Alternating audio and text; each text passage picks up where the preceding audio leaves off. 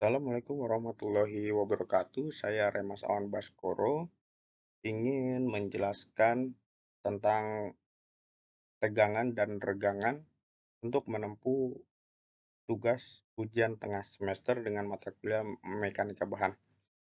Pertanyaan pertama yaitu apa yang membedakan antara diagram tegangan dan regangan pada material baja dan beton? Pengertian dari regangan dan tegangan itu bisa disebutkan sebagai perbandingan antara gaya tarik yang bekerja terhadap luas penampang benda, dan yang disebutkan dengan regangan merupakan hasil derajat yang disebabkan oleh tegangan. Di sini juga ada rumus dari tegangan dan regangan. Lanjut untuk ke diagram. Diagram di sini merupakan diagram dari tegangan-regangan pada baja. Kurva tegangan-regangan menggambarkan perilaku atau karakteristik dari material saat menerima gaya. Kurva tegangan-regangan baja ini didapatkan dengan memberikan pembebanan merupakan gaya tarik yang terus meningkat secara konstan. Dan di sini terdapat diagram dari regangan-tegangan baja dan yang terbagi menjadi 4 kolom, yaitu ada A, B, C, D. Yang pertama yang A. Yang A itu terlihat garis awal yang berbentuk merupakan garis miring. Garis miring baja ini masih dalam kondisi elastis, artinya ketika gaya dihilangkan maka nilai tegangan-regangan kembali ke titik nol atau disebut dengan deformasi elastis. Pada kondisi ini, deformasi yang terjadi sulit dilihat secara langsung karena nilainya yang sangat kecil. Lanjut ke daerah bagian B. Ini ketika gaya ditambahkan terus-menerus hingga terbentuk garis miring lengkung.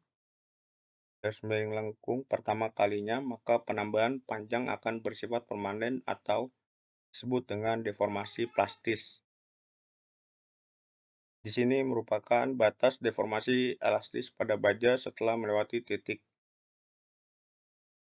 Lanjut ke daerah bagian C. Di sini jika gaya tarik lebih jauh lagi ditingkatkan, maka baja kembali mampu menerima tegangan sekaligus, bahkan regangan yang lebih besar. Kondisi ini disebut dengan strain hardening, dengan peningkatan tegangan hingga terjadi batas maksimum terletak pada titik FU.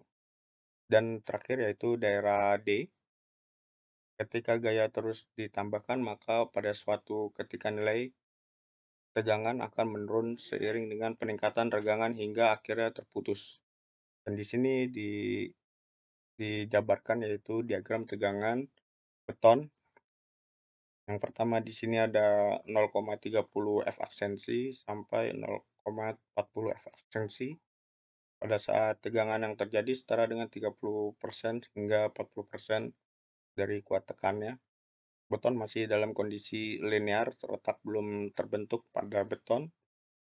Yang kedua ini ada lebih sama dengan 0,30 F aksensi sampai 0,40 F aksensi. Pada saat tegangan yang terjadi melebihi 30-40% dari tekannya, retakan mulai terlihat atau mulai terbentuk. Dan di sini melanjutkan ada 0,75 F aksensi sampai 0,90 F aksensi.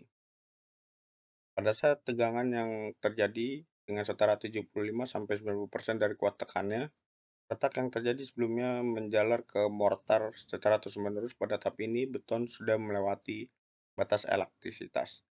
Yang terakhir itu ada lebih dari F aksensi. Setelah beton menerima tekanan melebihi kuat tekannya, F aksensi, sebelum mengalami keruntuhan, tegangan beton berkurang menjadi 0,85 F aksensi, namun regangan terus meningkat hingga mencapai batas retak.